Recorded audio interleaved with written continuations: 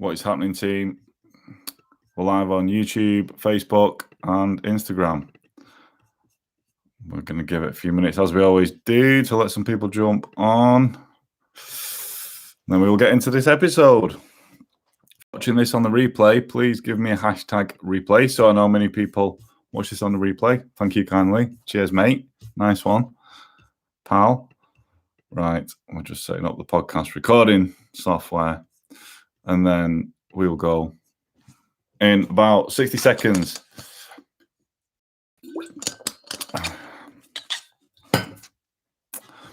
It's been a while since I've jumped on a live. It's been about a week and a half, but it feels longer than that. I've been crazy busy, so that's why I've had a bit of an incentive to jump on and do this episode for you guys. And it's also a question that I get asked a lot when I speak to other type ones.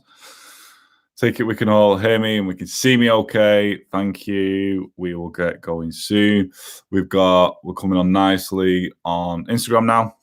No one on Facebook yet or YouTube. We will get going still though. So, right, where are we? Cool. Okay, let's go. 3, 2, 1.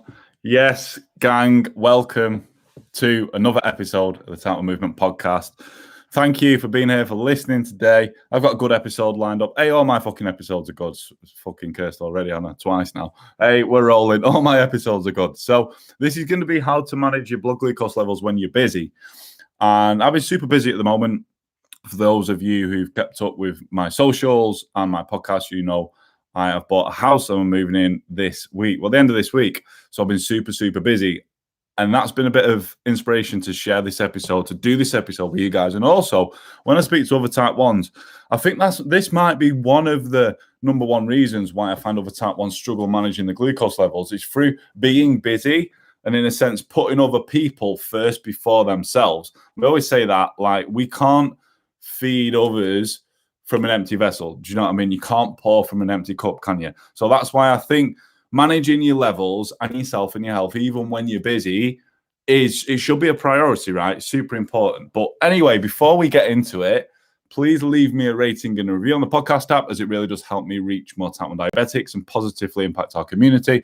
Also, whatever device or platform you're listening to this on, iTunes, Spotify, Stitcher, whatever, because I'm fucking all over the place, give it a screenshot, share it to your Instagram stories, and tag me at type1_Tom. Now, I'm going to open and kind of start with this. Look, team, I'll be honest, if your blood glucose levels aren't managed well, you're not going to be able to fully apply yourself to what you're busy at. If it's work, if it's looking after kids, whatever it is, if you're constantly having highs and lows, you're going to feel like shit, and you're not going to be your full self and giving your best self, like you know you probably can do, to the task at hand, whether that's be, like I say, your work, looking after your families, whatever it is. So that's why I always see managing blood glucose levels, even when we're busy, as it's an important priority, and it should be for you as well. Yeah, it should be for you. So I've made a few points. There's like 4 points that I'm going to share with you guys shortly, but I wanted to keep them really fucking simple, really, really simple, straight to the point and actionable. Because I find, like you'll notice with a lot of my content, well, it is type 1 diabetes. I try and simplify it as much as possible, but this is a condition that's not simple, unfortunately. But I think if you super complicate shit, people don't take action. So this episode, I was like, right, let's make 4 simple points for you guys to take away. Just dead simple, so you can go and action it. So I want you to get a fucking pen and paper out for this and take these points down. And one of the points is including a pen and paper. So these are going to be tips that I use and that I use with my clients when life gets really, really busy. Yeah, because you know what? It is probably easier to manage our levels when we've got a lot of spare time, a lot of free time. But I know we've not all got that, and life does get busy at some point, but that doesn't mean, that's not an excuse for you to stop looking after yourself. Yeah, it's not an excuse when you're busy for you to not fucking look after yourself, mate. So I'm going to give you these 4 points. The first one is this. You're going to get yourself a pen and paper, and you're going to write down everything you need to do in your day. This could come under planning your day. Now, I think when we are busy, I'm not saying that if you think you're busy, you're not busy, but sometimes when things are in our head that we have to do, it gets really fucking jumbled, and we think we're busier than what we actually are. Yeah. I'm not saying you're not busy in this, but I'm saying it's easier when you get out your daily tasks in your head or plan your day on a bit of pen and paper, yeah, that you can actually see what you need to do within your day. It could be work, it could be taking the kids to school, it could be whatever it is. Everything that you need to do in your day, write it down, make a little list, write it down. If you want to go a step further, put down the times that you've got to do this stuff. If you work a 9 to 5, you can stick that in there. This is going to help relieve some of the stress, and it's going to enable you to see on pen and paper what your day's taken up by. Yeah, that's the first point. That's the first point. Then you've got it there. The second thing that you're going to do is you're going to schedule in some you time, even if it's only 5 to 10 minutes. Look, I'm going to be fucking honest here. Even the busiest person must get a 5 or 10 minute break in their day that you're going to use for yourself. You're going to use for yourself. If you want to go and sit in silence somewhere for 5 or 10 minutes, cool, do it. If you want to use it by going on a little walk or something, cool, do that. Yeah. So first thing, you're going to grab yourself a pen and paper, and you're going to write down everything that you need to do in your day. Yeah. Get it out your fucking brain. This is one of the best things you can do when you're super busy.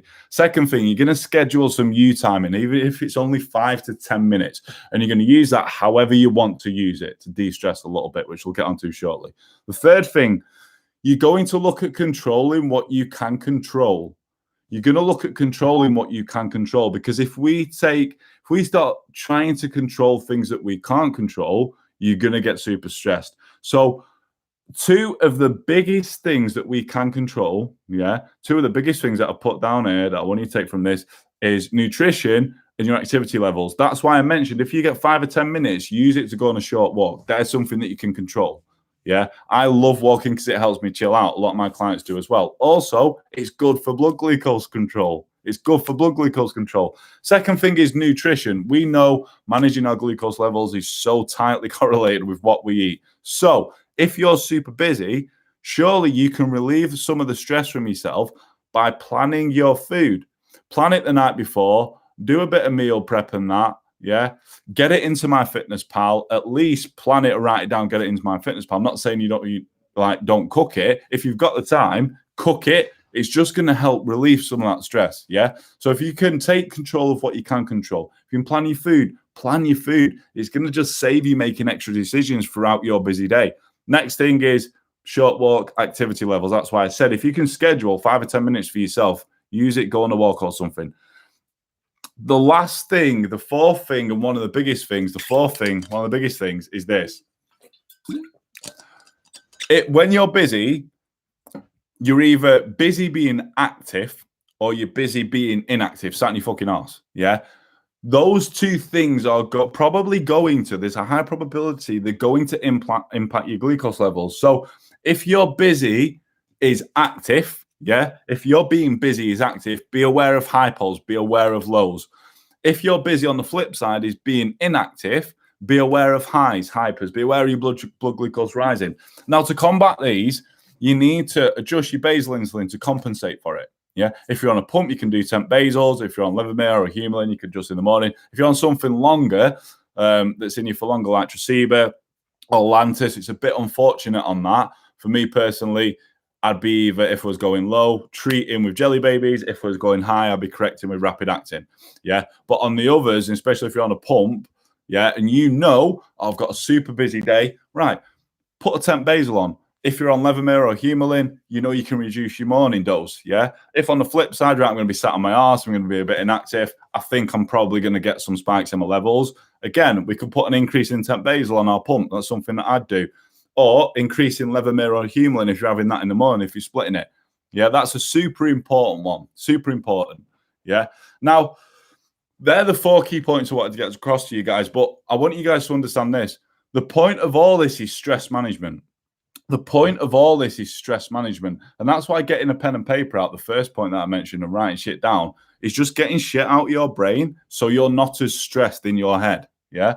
So the point of all this is stress management, because you need to realize that when you are so busy, you're running around, you've got all this shit you need to do. It's stressful on your body as type 1s. What happens when we're stressed?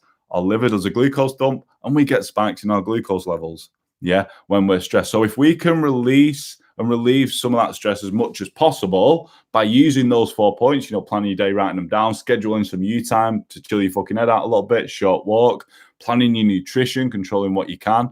Yeah. If you can release some of that stress from your busy life, you're going to be in a much better position than just going through day to day, winging it. Your blood glucose levels are high, then they're low, and you're chasing your levels all the time. That's adding even more stress, and you're like, fucking hell. Yeah. So they are 4 short, actionable points that you can use to manage to have better control over your blood glucose levels when you're busy. That is it. Short, sharp, sweet, straight to the point on this one, team. So if you got value from this episode, please leave me a rating and a review on the podcast app. Yep. And like I said on this, I wanted them to be actionable. So make sure you've got your pen and paper out. Re-listen to this episode if you need to. Note these 4 points down. And next time your life becomes busy, start using these, and it's going to relieve a lot of the stress. It's going to help you have better control over your blood glucose levels. Thank you very much for listening today. I hope you enjoy the rest of your day, wherever you are in the world. And we will catch you all on the next episode. Peace. Run through, see if we have any questions. Doesn't look like it. Right, team, I'm going to shoot. Thank you very much for watching this live. And until the next live, peace.